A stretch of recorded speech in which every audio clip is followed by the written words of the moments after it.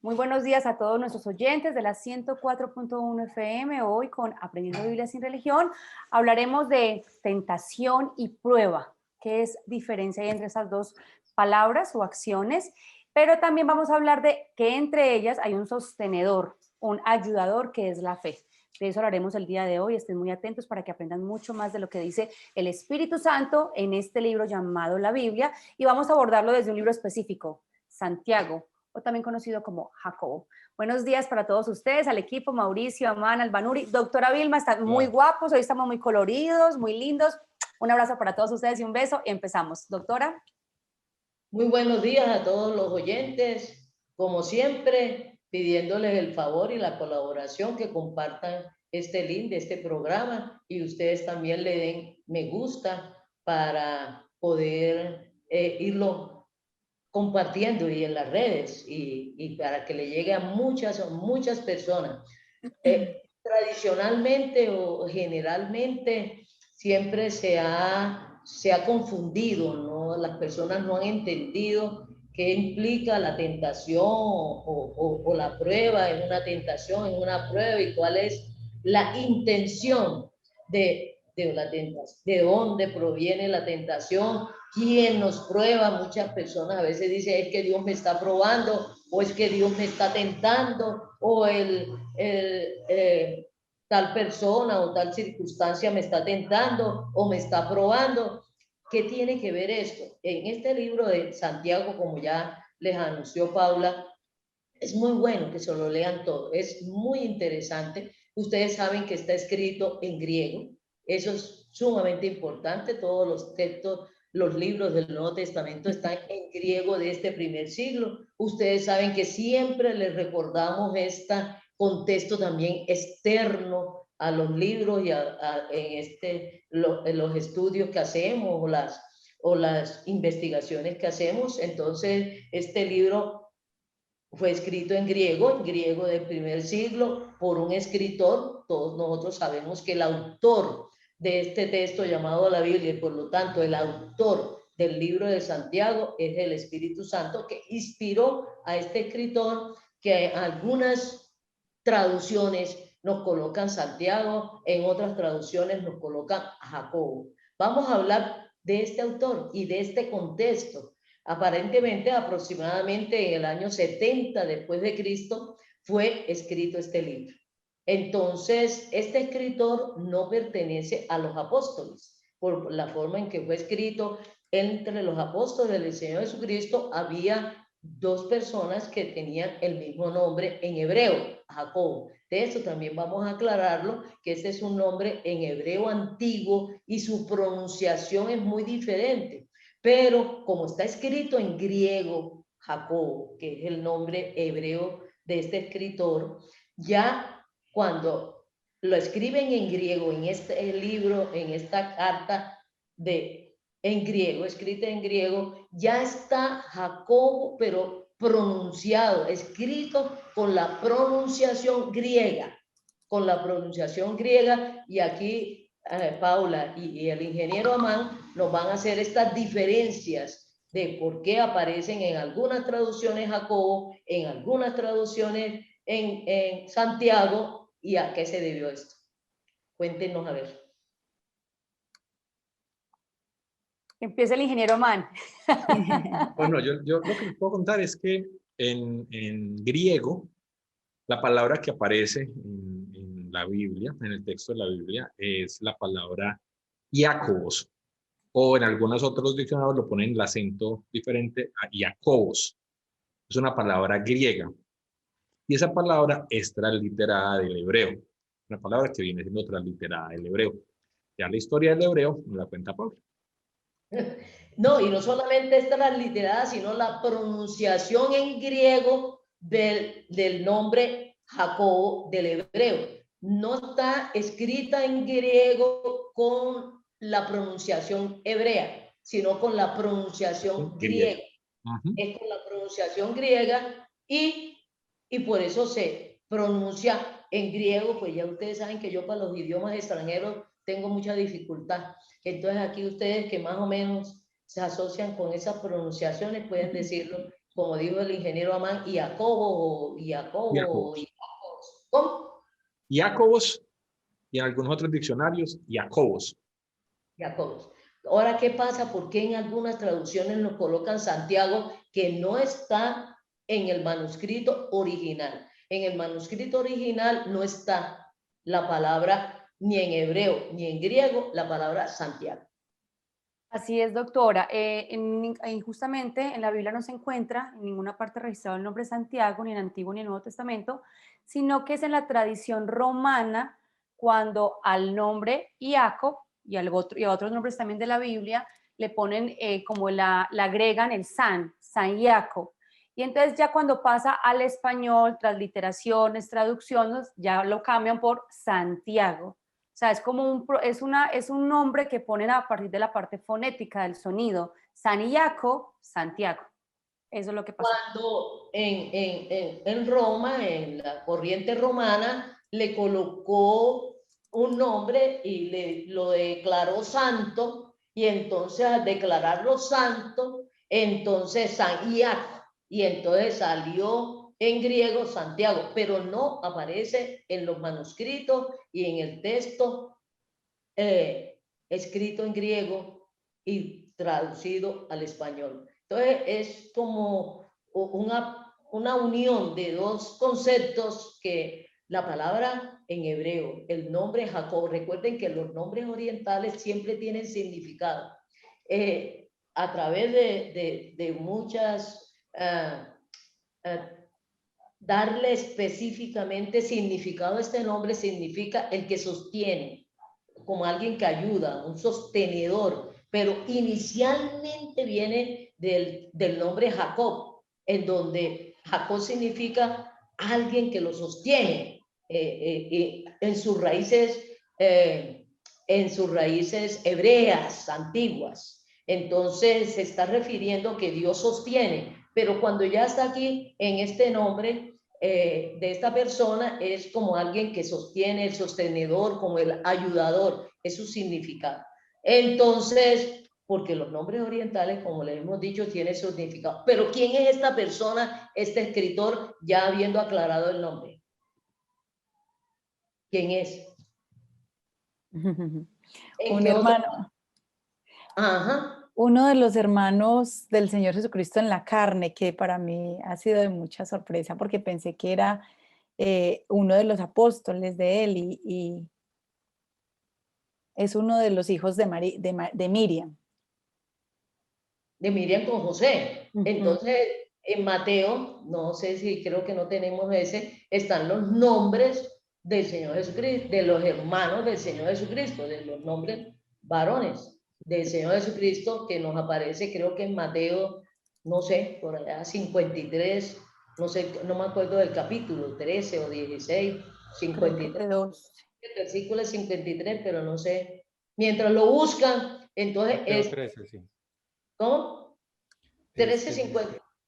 Sí, Mateo 13, yo lo estoy aquí registrando. Es muy importante, doctora, porque uno siempre se confunde entre este Jacobo y otro Jacobo que es hijo de Zebedeo, que la mamá se llama Salomé, que se registra en Hechos 12, cuando Pedro está encarcelado y cuando Agripa manda a matar a un Santiago a filo de espada. Muy común, es un nombre muy común entre los israelitas. Exacto, entonces se puede confundir mucho, pero este que estamos hablando no es ese que matan a filo de espada, sino que es el otro que ya es el mismo Pedro quien dice que debido a su liberación avisen a Jacobo esa liberación. De ese es el que se está hablando, que ese es el que en Mateo 13 aparece como uno de los 4 nombres de los hermanos de Jesús, que es Mateo 13, 53. Dice 55. ¿No es este el hijo del carpintero? ¿No se llama su madre María y sus hermanos Jacobo, José, Simón y Judas? Ajá.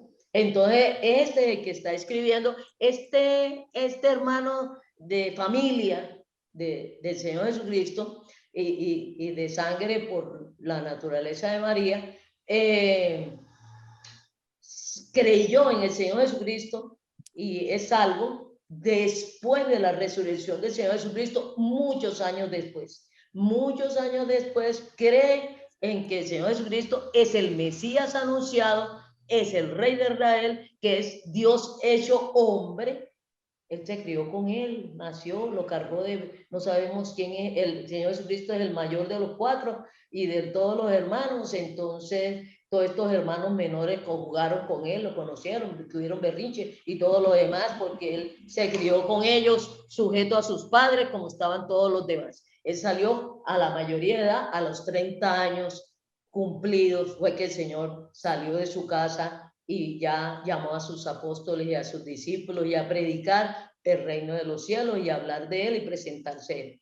Entonces, eso también es muy importante tenerlo en cuenta. El tema de hoy es qué diferencia hay entre tentación y prueba y de dónde viene y qué tiene que ver con el creyente, que podamos entender esto, porque esta carta escrita por Jacobo, inspirada por el Espíritu Santo, nos habla de esta situación, nos habla mayormente, primordialmente de la fe. Y ya nosotros hemos hablado para nuestros nuevos oyentes, recuerden que la fe es creer en este Dios. Está relacionado en este texto con la Biblia. La fe es creerle a Dios. Pero para creerle a Dios, primero tengo que conocer que existe y quién es. Entonces, y conocer lo que ha dicho y lo que ha hecho para poderle creer. Pero eso no sale de nosotros, ni de aún del creyente. Sale este creer, esta confianza, no sale de nosotros. Esta confianza sale de Dios. Esta fe sale de Dios, proviene de Dios. Y cuando nosotros creemos en el Señor, en este Señor Jesucristo, se nos da el Espíritu Santo. Y el Espíritu Santo es que nos da la fe para creer, la fe para vivir. Recuerden que el salvo por la fe vivirá, por la fe actuará, por la fe se relacionará, no solamente con Dios, sino con las demás personas, con la naturaleza, con nosotros mismos, con los otros creyentes y con los no creyentes en el Señor Jesucristo. Es una fuente de relacionamiento, de verdades, de obediencia. La fe lleva en su naturaleza la obediencia, porque es creerle a Dios, es conocer a Dios, es respetar a Dios, ya sea la persona del Padre, del Señor Jesucristo y del Espíritu Santo. Y recuerden que los que hemos creído en el Señor Jesucristo, los salvos, hemos sido sellados, bautizados, sumergidos en el Espíritu Santo. Está corriendo por todo nuestro ser, incluyendo nuestro cerebro.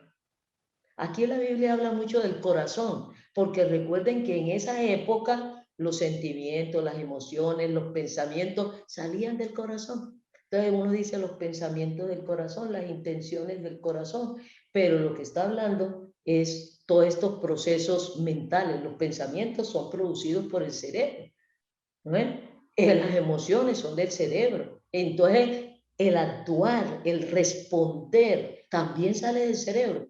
Entonces, pero aquí nos vamos a tener a las palabras que en ese tiempo y en algunos momentos en la actualidad, teniendo este conocimiento que los pensamientos salen y las emociones del cerebro, nosotros tranquilamente en este momento decimos, esta emoción me sale de lo profundo del corazón.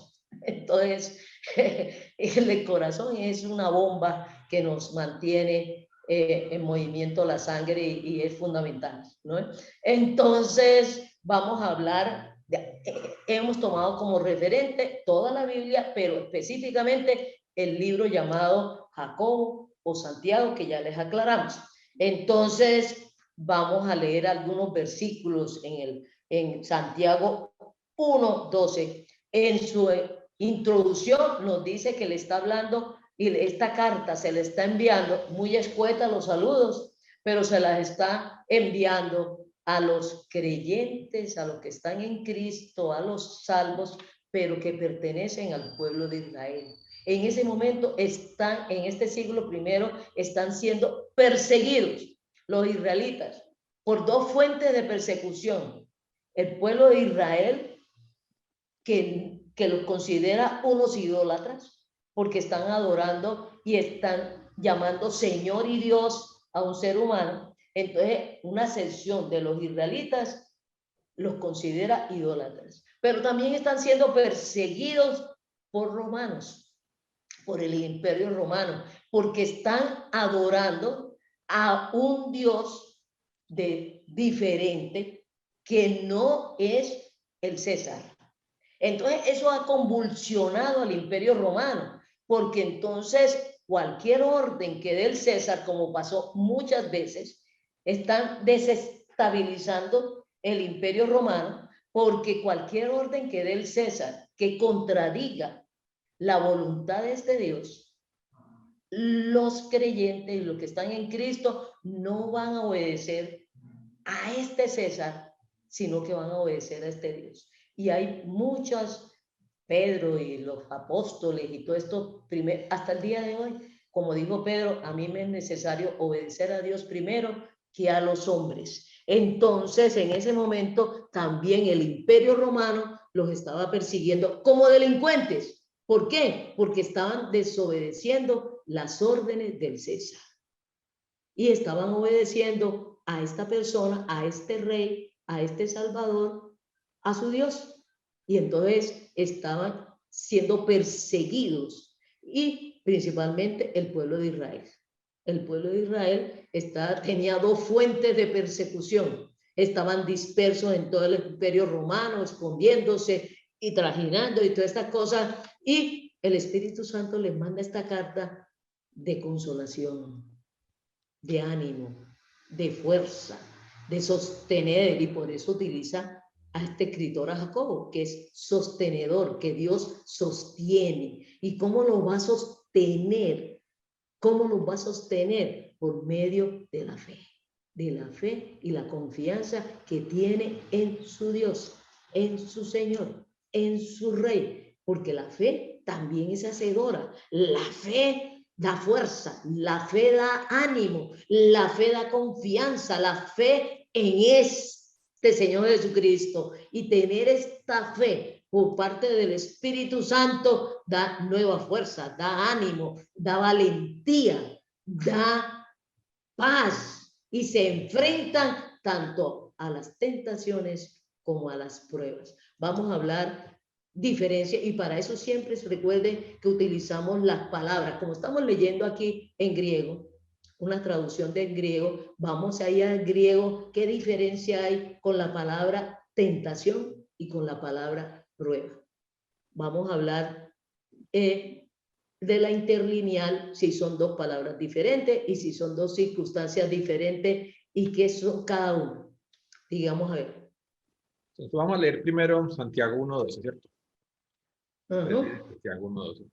Bienaventurado el varón que soporta la tentación, porque cuando haya resistido la prueba, recibirá la corona de vida que Dios ha prometido a los que le aman. Cuando alguno es tentado, no diga que es tentado de parte de Dios, porque Dios no puede ser tentado por el mal, ni él tienta a nadie, sino que cada uno es tentado cuando su propia concupiscencia es atraído y seducido.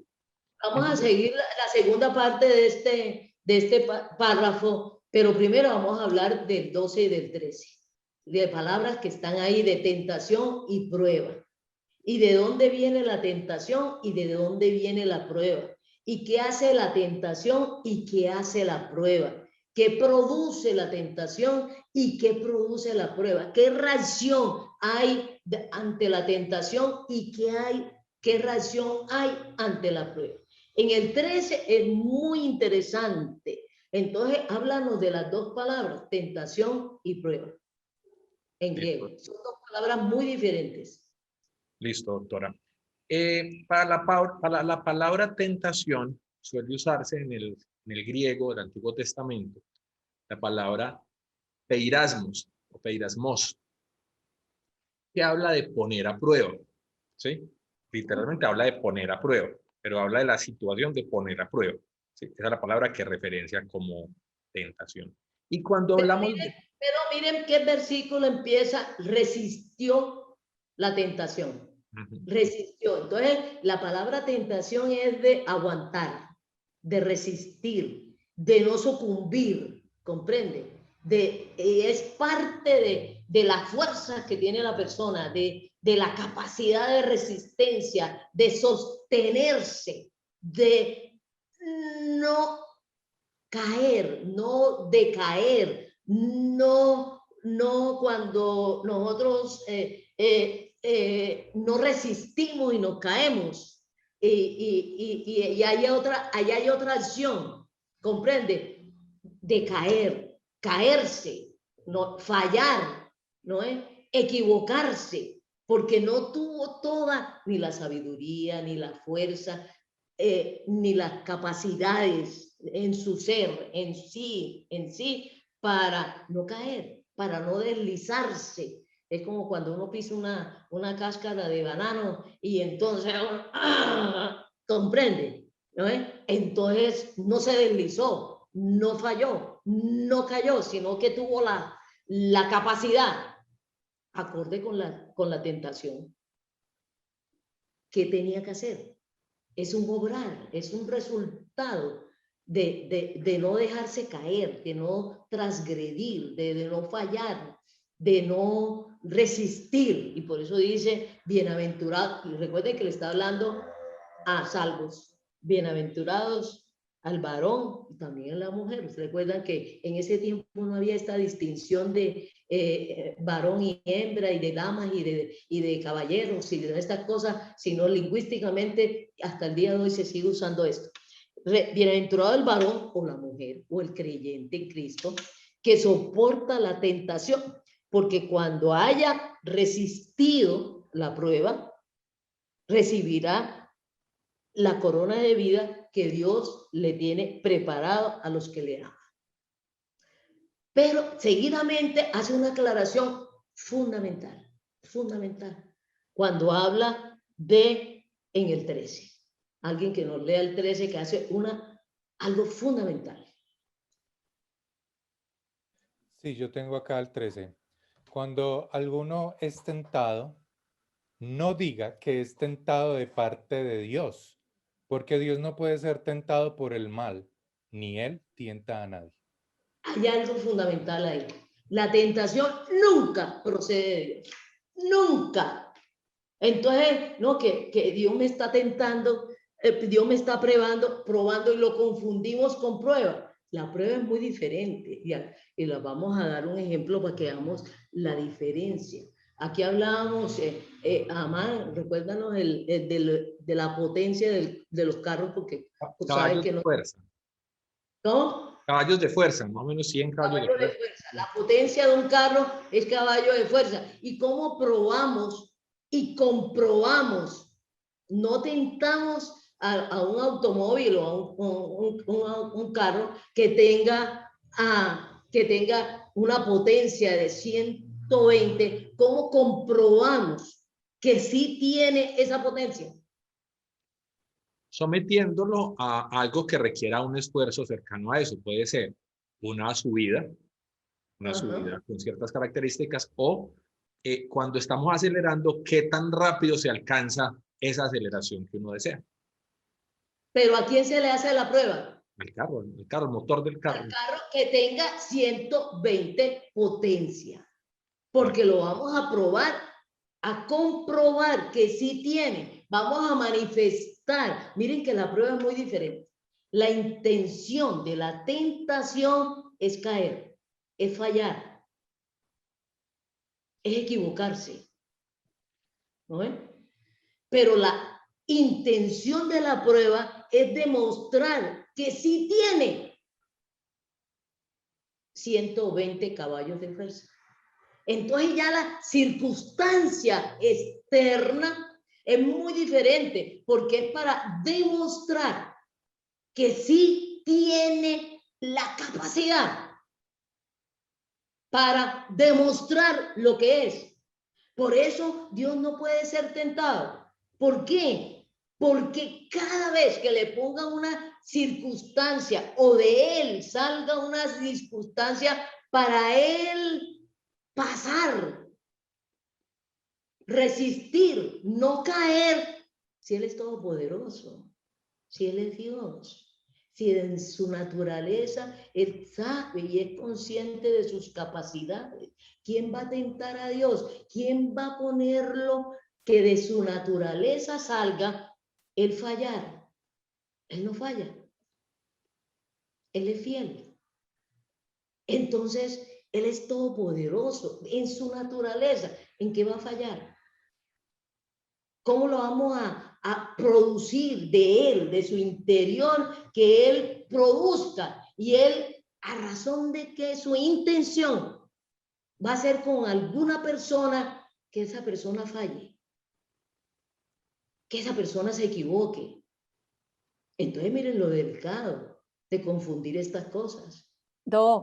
Eso te iba a preguntar, porque si la tentación, perdón, si la prueba es cuando yo conozco qué capacidad tiene algo y simplemente lo pongo a prueba para ver y demostrar esa capacidad, o sea que el Señor no nos tienta porque Él conoce realmente la capacidad de nosotros. Y Él Exactamente. es el creador y Él sabe cómo nos creó. Exactamente. Y entonces cuando de parte de Dios, las pruebas vienen de parte de Dios. Cuando Dios nos pone una prueba que ya es externa porque Él la está colocando, es para que nosotros comprobemos quiénes somos y qué capacidad tenemos, siempre con la intención de disciplinar, de mostrar, de que la persona se dé cuenta, se dé cuenta lo que tiene, lo que es, para que cada creyente se dé cuenta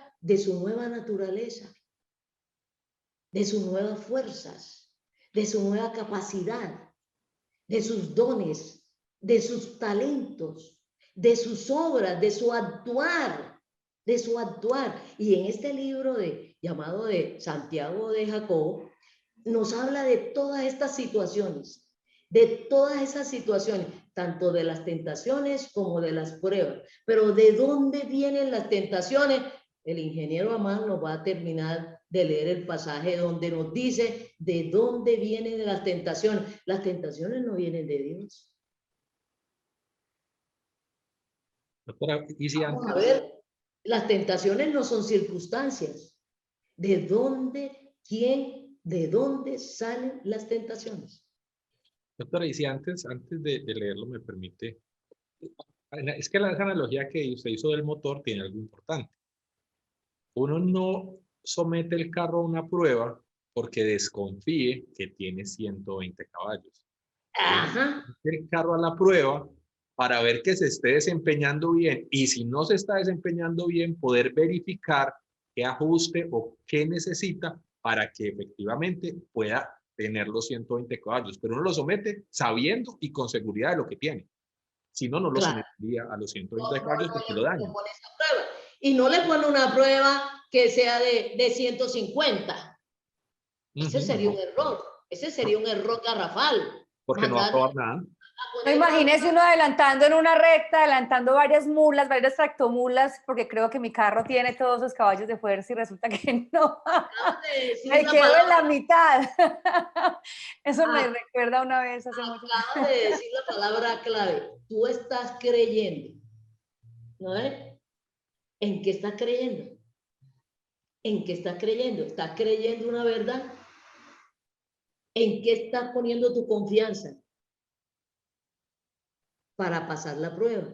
¿Qué estás creyendo? Y recuerden que eso es fe. ¿Qué estás creyendo de parte de Dios? ¿Qué le has creído a Dios? ¿Qué le has creído a Dios? Y Dios sabe lo que tú le has creído. Él sabe lo que tú le has creído. Entonces nunca te pondrá a prueba en lo que no has creído. Nunca te pondrá una prueba en lo que Él sabe que tú no has creído. Pero Él sabe también lo que ha puesto en ti. La fe que ha puesto en ti. Y sabe lo que tú le has creído.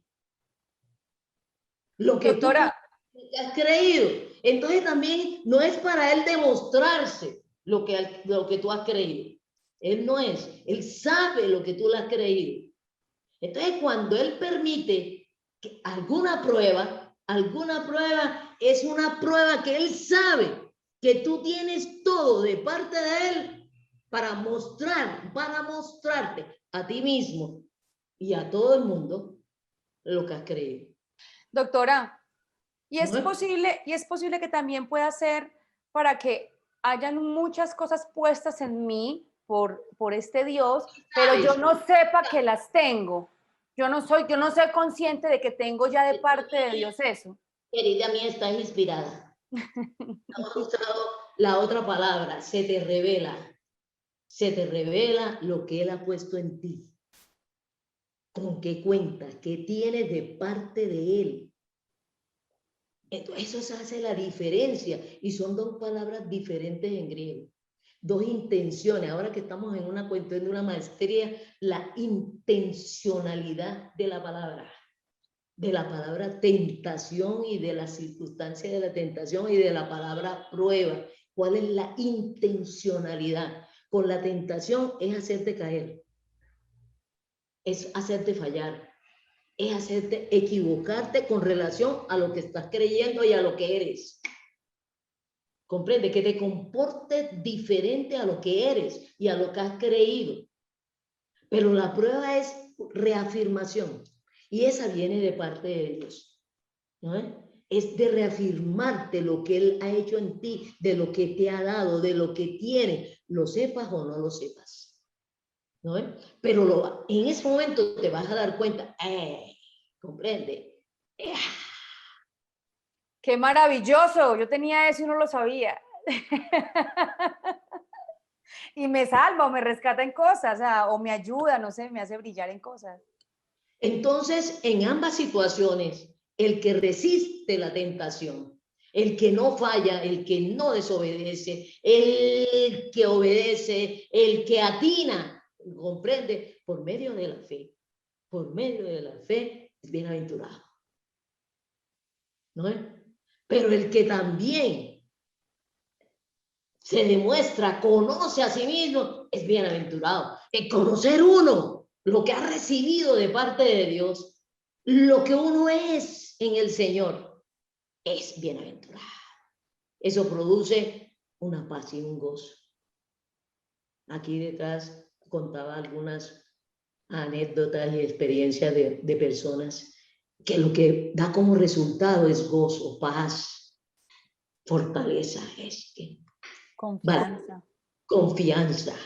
¿Confianza en quién? No en uno, sino en en el poder de Dios. En el poder de Dios. En eso que nos dio. En lo que nos ha dado y ha hecho en nosotros. En ese respaldo, uno saber que cuenta con ese respaldo. En mi vida eso ha sido fascinante, yo saber que tengo ese respaldo. O sea, porque ya muchas veces uno ni siquiera se quiere, pues no se quiere robar ni siquiera la gloria, no diciendo es que esto es mío, no. Yo decir, es que tengo ese respaldo de alguien que puedo pedir, clamar, que sé que me sustenta, que me cuida, que me da. Eso da tranquilidad, eso da confianza, se le quita a uno el miedo, se le quita la inseguridad y ahí colateral se le sube a uno la autoestima. Uno se siente, pero uno es consciente, el salvo es consciente. Discúlpeme la palabra, esta berraquera que tengo proviene de Dios, no de mí. ¿Comprendes? Esta inteligencia que tengo proviene de Dios, esta sabiduría que tengo proviene de Dios, no de mí. Entonces uno se siente, pues. O sea, en pocas palabras, la prueba que proviene de Dios, lo que da muy buenos frutos en nosotros. O sea, es poder uno descubrir muchas cosas, toda la obra que el Señor ha hecho en uno, todo el poder que tiene sobre uno, Él. Pero entonces ahí me surge la duda, Doc, y entonces, ¿de dónde viene la tentación? Vamos a leer lo que hay en Santiago nos dice. Listo, doctora. Capítulo 1, versículo. Desde 15. el 13, desde el 14. Desde el 14, sí. Sino que cada uno cuando es tentado, cuando de su propia concupiscencia es atraído y seducido. Entonces la concupiscencia, después de que ha concebido, da a luz el pecado. Y el pecado, siendo consumado, da a luz la muerte. Toda buena dádiva y todo don perfecto desciende de lo alto, del Padre de las luces, en el cual no hay mudanza ni sombra de variación. Él de su voluntad nos hizo nacer por la palabra de verdad, para que seamos primicias de sus criaturas. Fíjense, mire cómo enlaza eso. Nacimos de nuevo, con una nueva naturaleza. Doctora, en la traducción de las Américas, concupiscencia lo pone por una palabra sinónima, pasión. Pasión. ¿Usted no entiende concupiscencia? Pasión es de nuestro interior, de nuestro interior. Y eso también lo dijo el Señor Jesucristo, de nuestro interior. De nosotros es que sale la tentación. De nuestra carne. De mí misma. Pablo le escribió a Timoteo diciéndole, cuídate de ti mismo, mijito, de tus tentaciones. Y las tentaciones de cada uno de nosotros son muy personalísimas. Es de nuestra carne. A muchas personas, todos somos pecadores y tenemos todos los pecados porque el pecado muere en nosotros. Pero para algunos, su carne no se ve tentada con dinero. No se ve tentada. ¿No es? Otros no se ven tentados con la mentira. Pero está dentro que sale. No se ven atraídos, no nos vemos atraídos. No se ven atraídos. No nos hace caritas. Pero el que es atraído desde su interior por algo, el creyente y la pasa, no cae, soporta la tentación y sale adelante, ¿comprende? Bienaventurado. ¿Comprende? Y tiene una corona, porque los premios son para los creyentes. ¿No comprende? Y son obras, tanto para los creyentes de la obra de soportar la tentación y no darle paso a la realización de la tentación, que es muy dura, porque es que está dentro de nosotros. Comprende, sale de nosotros. Por ahí Albanuri nos iba a leer unas palabras del Señor Jesucristo, de dónde salen y cómo actúa esta tentación, que ya no las leyó el ingeniero diciéndonos que de nuestra propia deseos y concupiscencias y atracciones, o sea, de nuestros pecados. ¿Es de dónde sale? ¿Qué dijo Jesucristo? Está en Mateo 15, 19, dice, porque del corazón salen los malos pensamientos, los homicidios, los adulterios, las fornicaciones, los hurtos, los falsos testimonios, las blasfemias. Estas cosas son las que contaminan al hombre, pero el comer con las manos sin lavar no contaminan al hombre. Y ahí dice un ejemplo muy, todo lo que entra por la boca sale a la letrina. Entonces, eso no hay problema. O sea, es de adentro. Pero lo que sale de adentro, el pecado sale del interior del hombre, de sus deseos y sus pasiones. Entonces, ¿cómo funciona la tentación y cómo funciona la carne? Ahora, hemos escuchado que Satanás es un tentador, pero ven aquí que Satanás no nos puede tentar desde adentro. Él pone unas circunstancias para que nosotros le demos rienda suelta. Él no nos está tentando. Él le está provocando unas situaciones en que salga lo que tenemos por dentro, el pecado que tenemos por dentro. Entonces, una de las circunstancias, y entonces nosotros comenzamos a decirle como Adán y Eva, no es que fulanito, no es que sutanito, no es que tal circunstancia, es que yo me vi en esta circunstancia, es que yo no sé qué más, es que yo tengo tal cosa. Eso es externo. Y acaba de decir el Señor Jesucristo que la tentación no es externa. Entonces, esa circunstancia que hace el mundo, que hacen las personas, que hace Satanás, Satanás dice, él es egoísta, es egoísta. Entonces cuadra. cuadra todo el panorama y todas las cosas, y nosotros terminamos echándole la culpa allá. Y si nosotros nos equivocamos echándole la culpa a las personas, a las circunstancias, al demonio, y no nos miramos a nosotros y no miramos al Señor, vea, si le hacemos caso a nuestra carne, y ella es muy fuerte porque nos da unas motivaciones, y a nosotros los que creyentes en Cristo nos da unas motivaciones utilizando la misma palabra. Ya eres salvo, la salvación no se pierde, todos tus pecados han sido perdonados. ¿En qué perjudicas a nadie? Tú no estás, esa mentirita, nadie perjudica a nadie, al contrario, te está protegiendo, te está cuidando. Si tú dices la verdad, te van a botar el trabajo. Entonces, mira que esa mentira te beneficia. Y comienza la carne. Y echa mano de lo que quiera. Echa mano de lo que sea, hasta de la misma palabra de Dios echa mano. Eso se hace horrible. Eso es horrible. Pero aquí en Hebreo nos dice que si miramos al Señor Jesucristo, creemos en el Señor Jesucristo y utilizamos lo que hemos recibido del Señor Jesucristo, y recuerde que tenemos un plus, dentro de nuestra carne está el Espíritu Santo. Ese es un plus tremendo que no tienen la mayoría de las otras personas que no están en Cristo. Tenemos una nueva naturaleza. Pero tenemos este cuerpo de muerte, como dice Pablo en Romanos. ¿Quién me librará de este cuerpo de muerte? Jesucristo. ¿Por medio de la qué? ¿Qué nos dice Romanos? Creo que nos dice Hebreos 12. ¿Alguien ya consiguió Hebreos 12? Creo que uno. Sí, señora, es Hebreos 12:2. Ajá. Puestos los ojos en Jesús, el autor y consumador de la fe. Es la fuente. Es la fuente. Porque el Señor Jesucristo es la palabra de Dios. Es la fuente.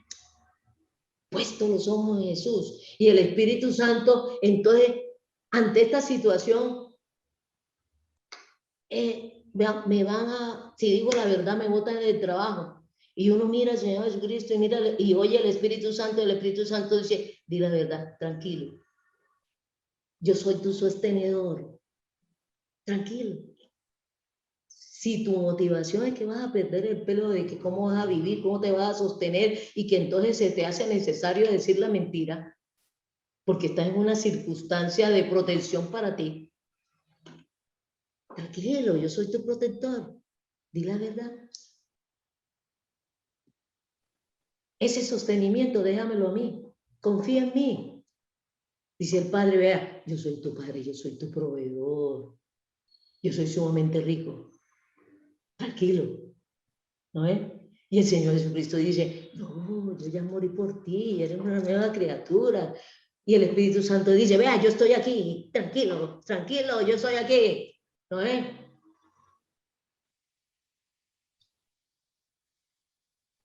Todo basado en la fe. ¿No es? En la fe que le tenemos y le creemos a este Dios. Pero si en un momento dado, desconfiamos, ya, se fue. Pero digamos que eso es algo externo, digamos el temor a perder el empleo o algo, pero cuando son situaciones ya tan internas como temor a la soledad, temor... Esas son, figúrate, esas son todavía más peligrosas. Esas son más peligrosas y ahí tenemos que hacer uso de la fe y del Espíritu Santo y de creerle que somos unas nuevas criaturas. Cuando sale de nosotros, de nuestro interior, esas son, porque las circunstancias las podemos cambiar. ¿Comprende?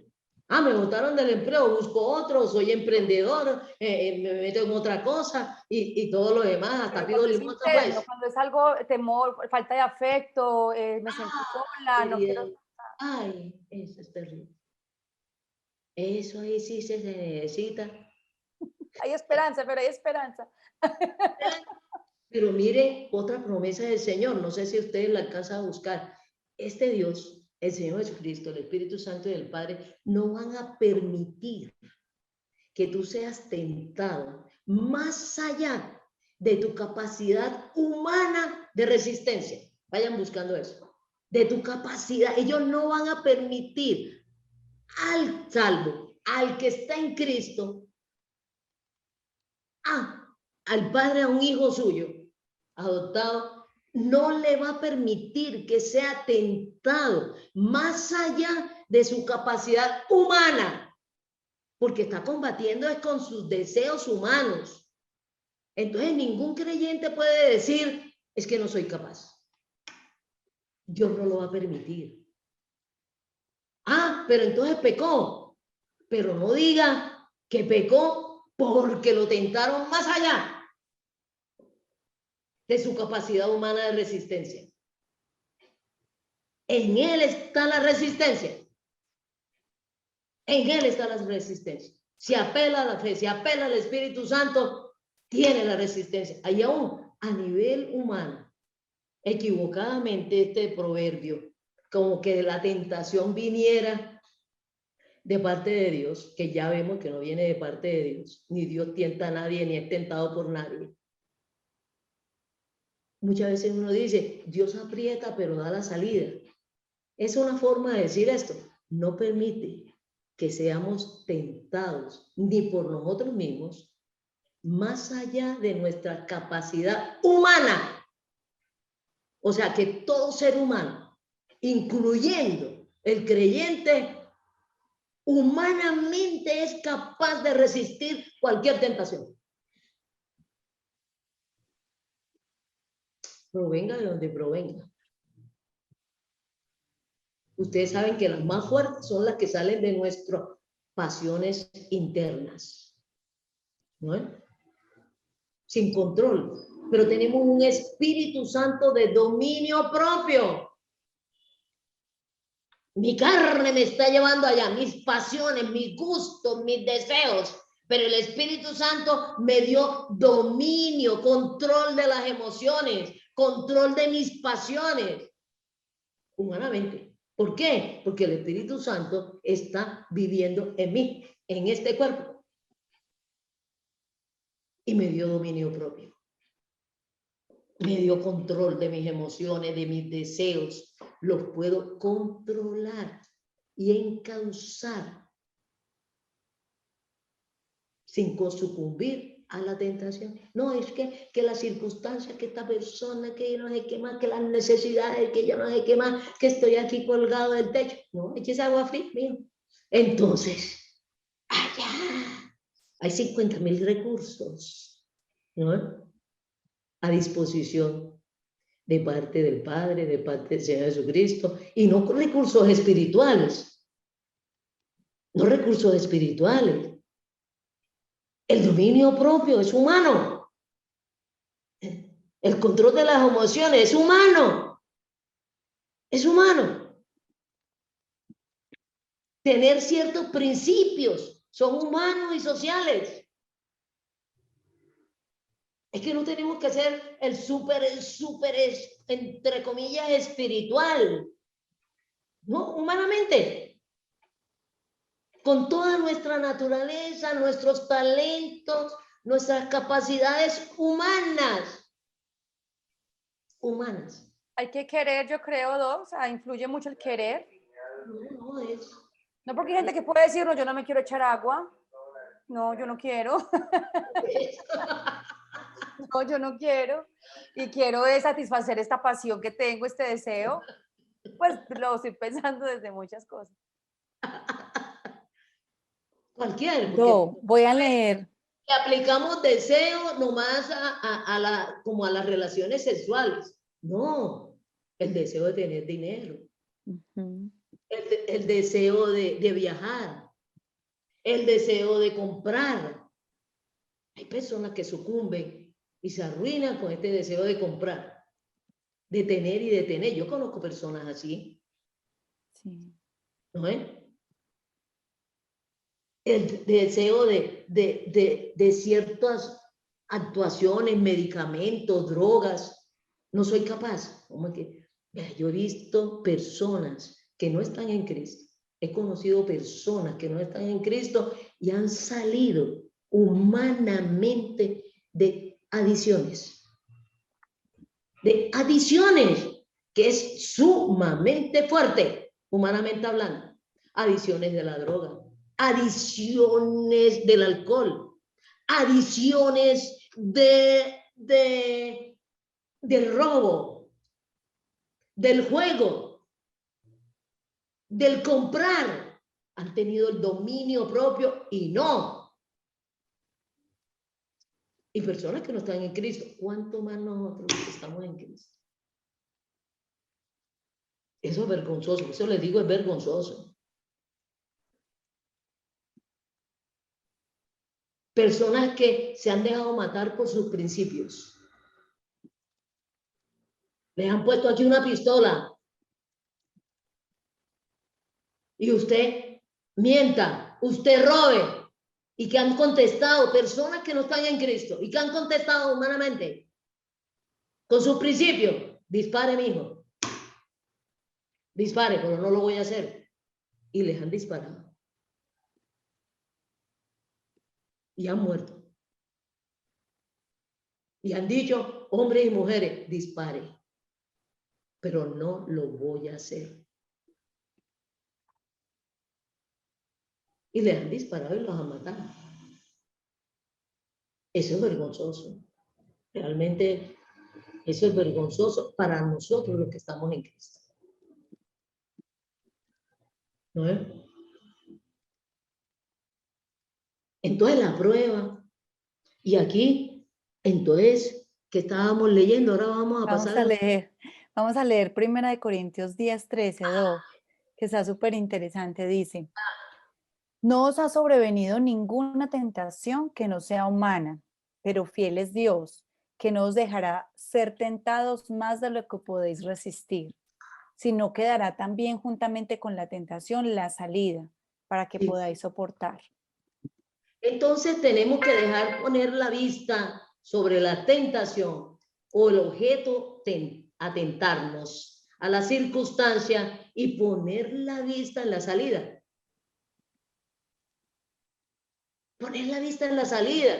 No nos quedemos ahí mirando la tentación. Pongamos la vista en la salida. En la salida. ¿No es? El creyente es necesario que pase por diferentes pruebas para que ser afirmado en su fe, para ser afirmado en lo que Él es, a ser afirmado en quien ha creído. Entonces, el creyente, Dios sí lo hace pasar por diferentes pruebas. Las pruebas vienen de parte de Dios. ¿Cómo uno diferencia la prueba de la tentación? La tentación tiene la intencionalidad de hacerme caer, de fallar, de equivocarme, de desobedecer a Dios. La prueba me lleva, me impulsa a obedecer a Dios, a salir victorioso, a superar, a mostrar, a darme cuenta. Y comienzo a actuar con la ética del reino de los cielos. Comienza una actuación, comienza un obrar. Eso se refleja externamente. Así como la tentación sale de mi interior y se refleja afuera, así también la prueba viene del exterior, pero se refleja afuera. Y salen las obras de fe, las obras de obediencia. Y sale. Y Dios no nos manda una prueba que nos haga caer, porque Él no tienta a nadie. Entonces, reconocemos la prueba, me está motivando, me está impulsando a obedecer hacer lo que tengo que hacer, ya uno sabe, estoy en una prueba. Y uno está tranquilo porque sabe que la va a mostrar, la va a pasar, la va a cumplir, la va a superar. Y sale de uno, gracias, Señor. Gracias, Señor. Porque me has dado a conocer quién soy. Me has dado a conocer en quién he creído. Me has dado a entender que confío en tus promesas, confío en tu palabra, confío en lo que tú estás haciendo en mí. Y no es que pongamos a desearnos pruebas, las pruebas las diseña Dios porque nos conoce y sabe que vamos a pasar. Nunca nos va a mandar una prueba que él se, como cuando diciendo, voy a probar qué tanto cree en mí. No, no, no, eso sería una tentación. ¿Qué tanto cree en mí? No. Como le dijo a Abraham, primero Abraham le creyó a Dios que le iba a dar un hijo y descendencia en ese hijo. Que le iba a dar un hijo y que le iba a dar descendencia en ese hijo. Que es lo que habla aquí en Santiago 2, desde el como el 16, no el 17. Ahí vayan buscándolo. Que habla de Abraham y de las obras de Abraham. De cómo la fe actuó, obró junto con la fe las obras. Y aquí nos está hablando de las obras de fe que lo han distorsionado por no leer a todo Santiago. Porque Santiago nos habla muy claramente de esta situación. Entonces a Abraham se le hicieron dos promesas básicas. Te voy a llevar a una tierra. Y se le dio una orden. Abraham, sal de tu tierra y de tu parentela a la tierra que te voy a mostrar. Y también se le dijo, Abraham, te voy a dar un hijo en Sara y de ahí voy a ser un pueblo grande, numeroso y va a ser mi pueblo. Doctora, disculpa, nos queda un minutico por si vas a leer algo. Lean entonces 2 y ya con todo esto que hemos hablado pueden a ti leer 2:17 hasta el 26. Así también la fe, si no tiene obras, es muerta en sí misma. Pero alguno dirá, tienes fe y yo tengo obras. Muéstrame tu fe sin obras y yo te mostraré mi fe por mis obras. Tú crees que Dios es uno, bien haces. También los demonios creen y tiemblan. Mas quieres saber, hombre vano, que la fe sin obras es muerta. ¿No fue justificado por las obras Abraham, nuestro padre, cuando ofreció a su hijo Isaac sobre el altar? ¿No ves que la fe actuó juntamente con sus obras y que la fe se perfeccionó por las obras? Y se cumplió la escritura que dice, Abraham creyó a Dios y le fue contado por justicia y fue llamado amigo de Dios.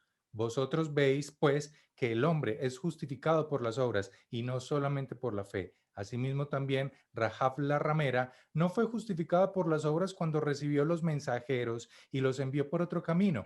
Porque como el cuerpo sin espíritu está muerto, así también la fe sin obras está muerta. Es estéril, es inútil. La fe tiene obra. A Abraham se le dijo, sal de tu tierra y parentela y salió. Esa es una obra. Salió porque le creyó a Dios.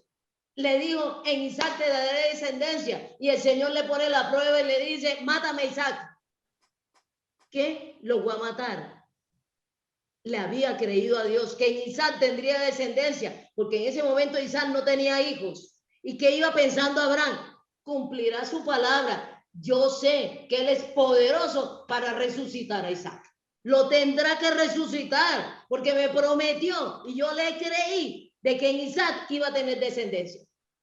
Terminamos con esta fuerza tan espectacular de la doctora Vilma y la explicación a través con el Espíritu Santo. Un abrazo para todos. Buen día.